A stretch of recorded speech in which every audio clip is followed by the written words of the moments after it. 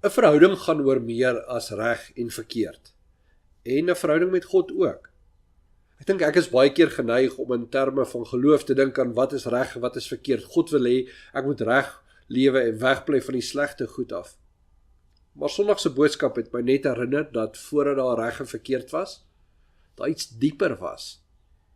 Daar was liefde. Daar was die God van liefde.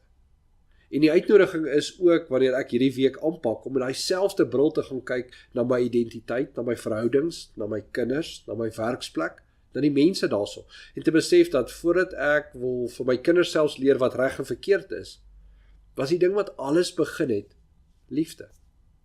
En ek is lief vir hulle. Voordat hulle reg gedoen het, voordat hulle verkeerd gedoen het, was ek lief vir hulle gewees. En dis dieselfde met ons en God. Mag jy hierdie week op liefde bou, en sien wat hy sien. Baie dankie. Hi, dankie vir die vinnige luister. Maar julle kan ons enige tyd volg op ons Facebook bladsy. Kyk net vir Derde Kruis Gemeente of 3 Kruis van 'n Bouwpark.